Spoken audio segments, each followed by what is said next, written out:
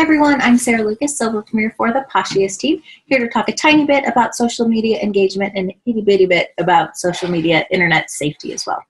When we talk about social media engagement, all we mean is people interacting with brands on a social media platform. So on Facebook, that's a like, that's a comment, or that's a share. The key point to remember about engagement is that A, it takes time to develop. You won't have overnight magical engagement no matter what you're doing. And two, it requires trust. I like to call it the trust triangle. That includes the client, you, and the company or product that you're representing. So in our case, of course, Posh. So engagement is super duper important as a Posh consultant for a couple of reasons. You want to hopefully drive sales. You want people to join your team, and you want people to have repeat orders and continue to pick you as their Posh consultants. You don't want people to buy from you and then go to a different consultant next month because that person followed up or had more engaging posts on their VIP page or whatever the case is. You want to drive customer loyalty as well. So you can do that by having engaging posts on your VIP page or on your fan page, or both if that's what you have. But you also want to drive engagement on your team pages and on your personal page as well. Have you ever had a post that you posted on your personal page where no one liked it? Or it was only Posh people that liked it?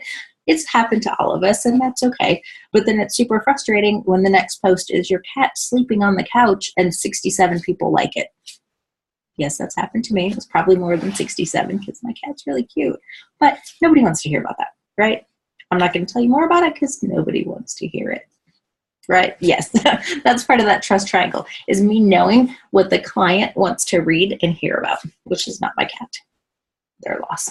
So people post things and you get lots of comments, or sometimes you don't. And so people naturally make the next step to a video, and videos are great. People can see your personality, and that's one of the biggest things in that trust triangle is people seeing your personality, building that credibility that you have with the product, you using it, you doing product reviews, that type of thing really strengthens that trust triangle as well.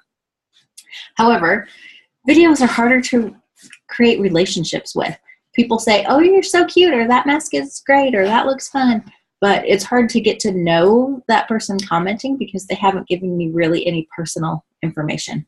Facebook Live is a little bit better to do that, but it's harder when you're trying to be live on a video and still interact with people, especially if you have lots of viewers. It gets challenging to get your point across and to say everything you want to say without getting distracted by the comments that keep popping up. I've been there. It's challenging. So sometimes videos are great. Sometimes they may not get the desired results. You want to build those relationships and strengthen that relationship, that leg of the trust triangle with your clients.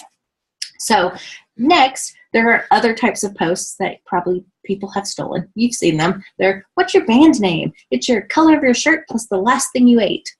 Okay, so I would be Black Skittles in my situation, which is great. And then, so Skittles are yummy. You can start to have a conversation with that person of, hey, what's your favorite color Skittle? What do you think about the green thing? Should it be lime? Should it be green apple? You can go into a conversation with them that isn't necessarily pushing Posh. You're just having a conversation with that person. So later, a couple posts later, a week later, whatever it may be, when you follow up with that person about Posh, hopefully you're not perceived as being spammy, because being spammy is the quickest way to break those legs of the trust triangle into gajillion pieces. Smithereens, as my kiddo would say. You don't want to break those legs of trust triangles, because once you have broken a leg, it's really, really hard to get back. So keep that in mind to not be spammy as you're also trying to drive those engagement. Now, there's the what's your band name posts. Those are great, but try to come up with some original content. That original content will help show your personality and will really drive people back to you as their Posh consultants, which is what we're trying to do, right? You want to make people stop scrolling. You want to make them participate in whatever you posted. Some original content is great. And those are harder to come by sometimes, I realize. But if you can't come up with an original game to play, maybe take those words and put it into your own graphic. Maybe make it show your personality a little bit. I'm a huge Thunder fan, so I'm going to make it orange and blue, so go Thunder. You know, who's your favorite Thunder player, and make it in orange and blue colors.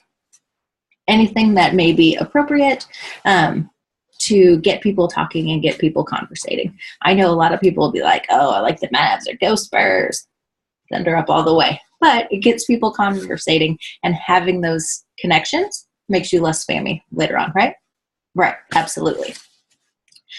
But, and here's where we come into that internet safety piece. It's where I put my party pooper hat on. Too many years in HR, I guess. But you want to make sure that you are not asking for information that some people might feel uncomfortable divulging. So I saw a post the other day that had oodles and gobs of comments on it. I was like, oh, what? That's fun. But then I looked at the actual post and it said, how old were you in 1989? And most people don't care. They'll tell you how old they were in 1989. However, this girl, who was not born in 1902, says that my birth date on anything that I sign up for is October 24th, 1902. It's sounding good of my sorority, which is fine, but it's also clearly not my real birthday. And I do that for an internet security thing. I don't like to put my real birthday into databases that who knows what are going to be done with. We all know how much stuff is on Facebook and how easy it is to find things. So if I told you my real age in 1989, you can quickly look at my Facebook, see when everybody said happy birthday to me, and figure out how old I am and when my birthday is. I don't like that, so I'm not going to tell you. Same thing for those really nostalgic posts. People love to comment on those types of things. What's the name of the street you grew up on? What's the name of your first pet? Who was your bestie in kindergarten? Those types of things are all security questions when you open a bank account, when you open a new credit card, when you're trying to reset your password for any shopping site. A lot of those things will pop up as security questions. So don't ask people those questions. If you've ever answered it on a security question or it was an option, somebody else has too. Why is this a big deal? Well, we talked about the trust triangle. We want to make sure that we never break those legs of the trust triangle. And for some people, even just asking that question, even though they don't participate, breaks that leg, or at least puts a little stress fracture in there. And you don't want that to happen. You never want to weaken a leg to the trust triangle. And by asking these questions that hackers could like, or any number of other people could do dastardly deeds with, you don't want to damage your reputation with potential clients or actual clients either. So if I see a post like that, I keep scrolling, and other people do too. And the more posts you make like that, the more I'm going to scroll, and then I'm either going to leave your VIP page, I'm going to unfollow you, I'm going to not pay attention to any of your posts ever, and I could be your next rock star. I could be your next premier. I could be the next person that refers you to someone who has 600 corporate gifts that they need to buy for Christmas. You don't know who you're missing out on, because generally when people are uncomfortable with the situation, they won't say, hey, I won't answer that. That's kind of invading my personal space, and so I'm not going to answer it. People won't tell you that. They'll just keep scrolling. So who knows how many people you are missing? Eek. You don't want that to happen. Every person counts. You want to offer the opportunity to every person. I know there's been tons of videos about that. So make sure that you are presenting yourself in the best light at all times. So A, do some original content. Come up with your own questions. Make your own graphics. B, show your face in graphics and in posts. That increases engagement. And C, be careful what you ask. You don't want to alienate anyone unnecessarily. So strengthen that trust triangle, and you guys have a great day.